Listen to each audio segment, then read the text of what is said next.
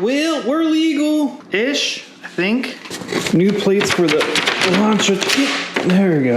Came in and yeah. RYU ugly F95. Yeah, that, I mean, I guess that'll work. No, I did not pick that. I was going to do a personalized plate, but the annoying part is, I mean, in any state, they're expensive.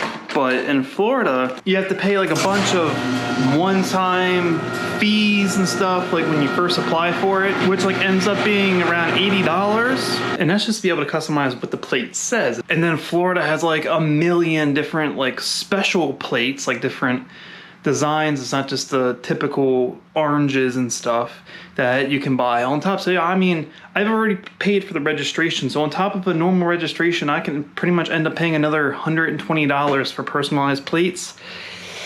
I decided not to. You know, that's $120 that can go towards making this thing faster. So I gotta prioritize where my money goes. And that wasn't where I was looking to spend the money. I'm trying to find, oh, there it is. Jesus, I cannot keep this garage clean to save my life. But I meant to get this because I need to clean this up again. Hopefully this cleans up the plate frame I had on Buster. I've been milking this thing forever because I just don't want to spend the money for another one. 25 bucks shipped from eBay. I mean, years ago. It's got a carbon fiber look. It's real carbon fiber. It's like a thin inlay of carbon fiber and otherwise a plastic frame. It didn't look super cheesy. It looked pretty good, and it wasn't spending $80 for a full carbon fiber plate frame just to get annihilated in the Florida sun like this one has. So I'm gonna have to wet sand that off, I guess. Clear things back up before I can put it back on the car, because it ain't going on looking like that. Oh, sandpaper, sandpaper. Where's my sandpaper? There we go, 800 grit.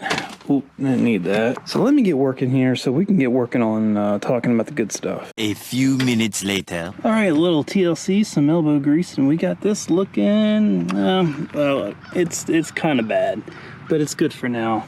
Maybe I will have to kind of order a new one of these. Yeah, but it looks better than it did. So there's that, and we're all set up now. So let's go ahead and go over kind of what I'm thinking to do with the car.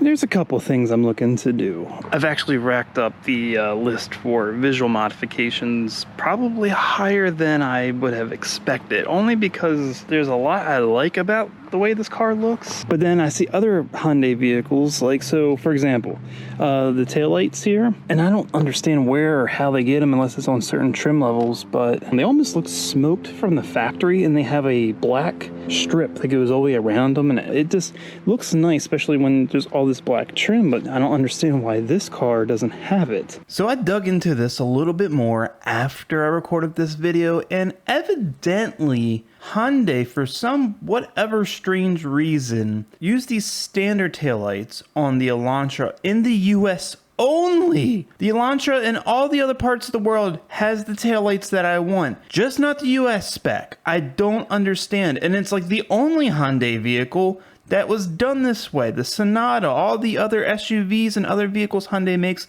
has the taillights that I like, just not the Elantra. Anyway, I would love to get that look. I just find those actual taillights and replace them. I don't think there's too much you can do other than like use tint and smoke these out, which that sucks. Well, while we're back here, we already know that this exhaust system is not staying. You have the big muffler right here, and thankfully it's pretty easy to get to right there, and you can unbolt it pretty easily.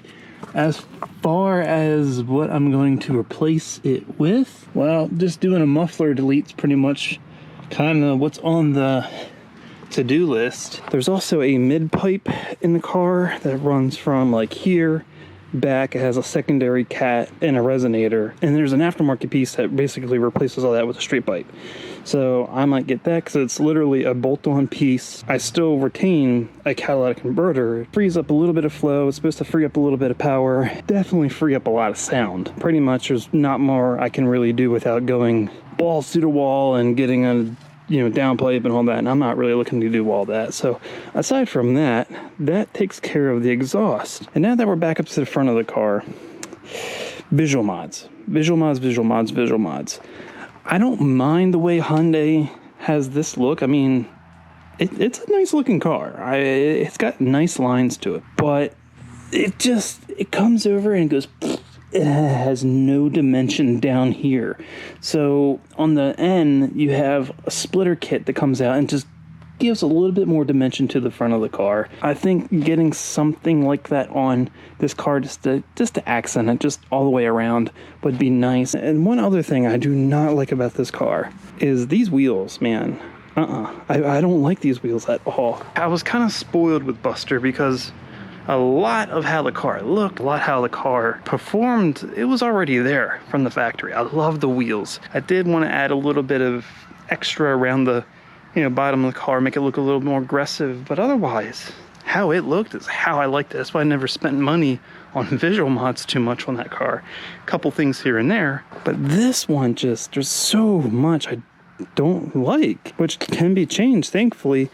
And yeah, these wheels are just not doing it for me. So I would love to get lighter and more attractive wheels put on the car here, so that would look better. Obviously, I've complained about the brakes, but I don't know if I'm really looking to spend the money on all of that now. But we're gonna come in here and pop the hood because that's where a majority of the upgrades are gonna go.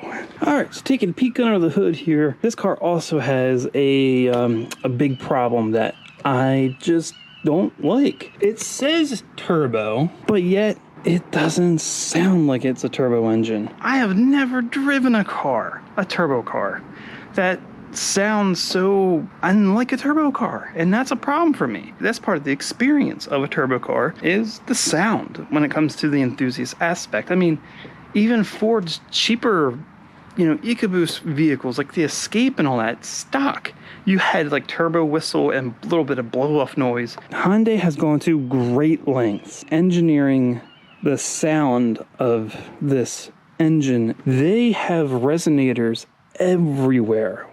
In the intake here, in the turbo piping itself, there's resonators. There's like one down there and another one over here somewhere that limits the whooshing and the spooling sound of the turbo. Like they over-engineered the induction system on this car to eliminate all induction noises. On something that's supposed to be a sporty performance car, that's a big no-no. That's got to get addressed. I cannot have a turbo car and not hear turbo noises. Otherwise, what the hell is the point, right? So needless to say, yeah, a lot of modifications are basically just getting sound back out of this engine. Getting a intake pipe here that will either utilize the stock airbox or I will use a cone filter. I'm not entirely sure which way I want to go about that, but we'll see.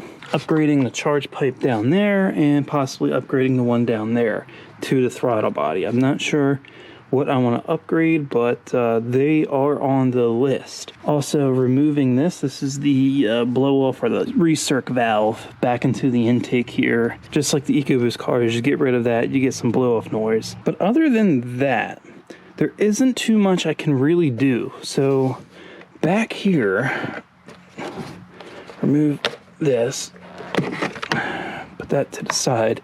Back here is where the turbo is, and yeah, you think Buster's turbo was small? Well, this one is teeny tiny. This thing is a baby. This is the Achilles heel to this whole engine from what I've been understanding, and I'm not looking to do anything with this turbo. I'm gonna get as much power as I can on this turbo, and that's gonna be that.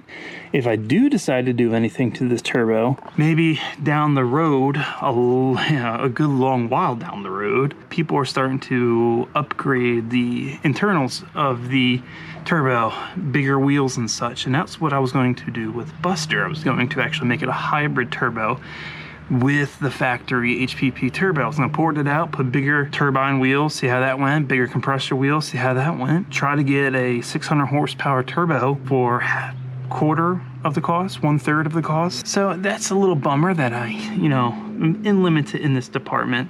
That's one thing I did like about the HPP EcoBoost is the turbo had potential to make decent power. So the turbo being another limiting factor on this engine, I'm not worried about.